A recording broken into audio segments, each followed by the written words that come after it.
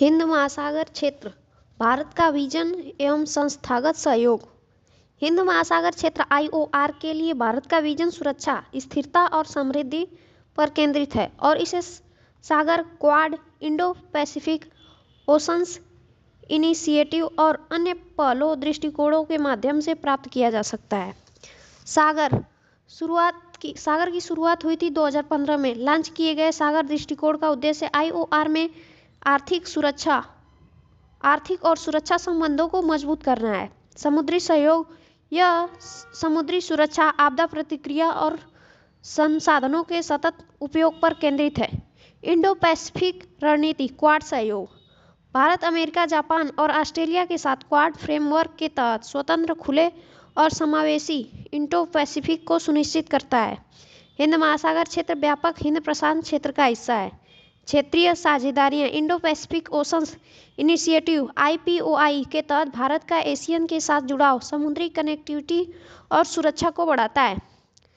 हिंद महासागर रिम संघ (आईओआरए), हिंद महासागर रिम संघ 1997 में स्थापित एक अंतर सरकारी संगठन है जिसमें 23 देश और 10 संवाद भागीदार हैं। इसका उद्देश्य हिंद महासागर क्षेत्र में व्यापार, निवेश, समुद्री सुरक्षा, आपदा प्रबंधन और सतत विकास को बढ़ावा देना है। हिंद महासागर नौसैनिक संगोष्ठी (आईओएनएस), हिंद महासागर नौसैनिक संगोष्ठी (आईओएनएस) 2008 में शुरू की गई एक पहल है।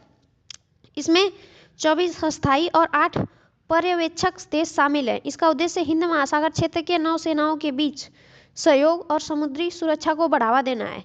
बिम्स्टेक, बंगाल की खाड़ी पहल।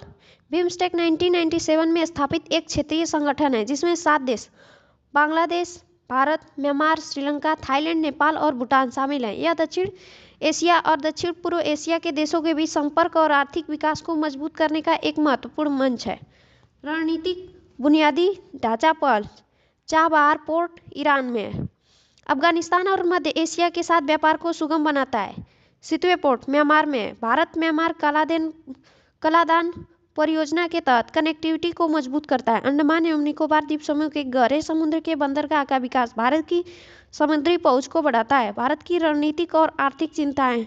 हिंद महासागर क्षेत्र (आईओआर) के बढ़ते समुद्री खतरे, चीन का प्रभाव, व्यापार, सुरक्षा और पर्यावरणीय चुनौतियां भारत की रणनीतिक और आर्थिक चिंताओं का हिस्सा है जिसे निम्न रूप में समझा जा सकता है। चीन का विस्तारशील प्रभाव, घेराबंदी। चीन की स्ट्रिंग ऑफ पल्सर रणनीति में ग्वादर, पाकिस्तान, हम्बनटोटा, श्रीलंका और जिबूती में नौसैनिक अड्डे शामिल हैं जो भारत की सुरक्षा को प्रभावित कर सकते हैं।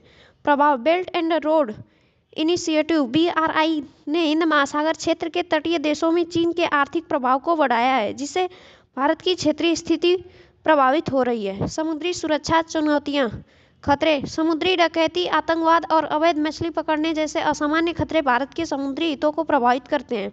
सैन्यीकरण, बाह्य सैन्य ताकतों की मौजूदगी जिसमें अमेरिका, फ्रांस और चीन शामिल हैं, सुरक्षा वातावरण को जटिल बनाती है। आर्थिक प्रतिस्पर्धा और बुनियादी ढांचे की कमी। प्रतिस्पर्धा, भारत की चीनी प्रतिस्पर्धा का सामना करना पड़ता है जो आईओआर देशों में बुनियादी ढांचे की वित्तीय सहायता और बंदरगाह विकास में शामिल है। जहाज निर्माण, घरेलू जहाज निर्माण उद्योग की कमी भारत की समुद्री शक्ति के विस्तार की क्षमता को सीमित करती है। संवेदनशीलता, चाबहार बंदरगाह ईरान में जैसे परियोजनाओं को देरी से पूरा होने से भारत के मध्य एशिया और उससे आगे की कनेक्टिविटी प्रभावित होती रहती है। भविष्य की राह, भारत के लिए आवश्यक प्रमुख कदम। हिंद महासागर क्षेत्र (आईओआर) में स्थिरता और समृद्धि बनाए रखने के लिए भारत द्वारा सक्रिय जुड़ाव के साथ अनेक कदम उठाए जा सकते हैं जो इस प्रकार हैं। समुद्री सुरक्षा को मजबूत करना, नौसैनिक विस्तार, भारतीय नौसेना पर खर्च बढ़ाकर नौसैनिक क्षमता को बढ़ाना, सर्विलांस, उपग्रह निगरानी और ड्रोन तैनाती के माध्यम से समुद्री डोमेन अवेयरनेस बढ़ाना। सहयोग, आईओआर साझेदारों के साथ संयुक्त नौसैनिक अभ्यास और तटीय रडार नेटवर्क बढ़ाना। क्षेत्रीय आर्थिक कनेक्टिविटी को बढ़ाना। रणनीतिक निवेश, चीन के BRI का मुकाबला करने के लिए वैकल्पिक वित्त पोषण तंत्र को बढ़ावा देना जैसे Bharat, Japan, Asia Africa growth corridor (AAGC). निजी भागीदारी, आईओआर में बंदरगाह विकास में निजी क्षेत्र की भागीदारी को प्रोत्साहित करना। आईओआर में पर्यावरणीय नेतृत्व, लचीलापन, आपदा प्रतिरोधी अवसंरचना के लिए गठबंधन CDRI जैसे जलवायु लचीलेपन पहलों का नेतृत्व करना, धारणीयता, सतत धारणीय मछली पालन और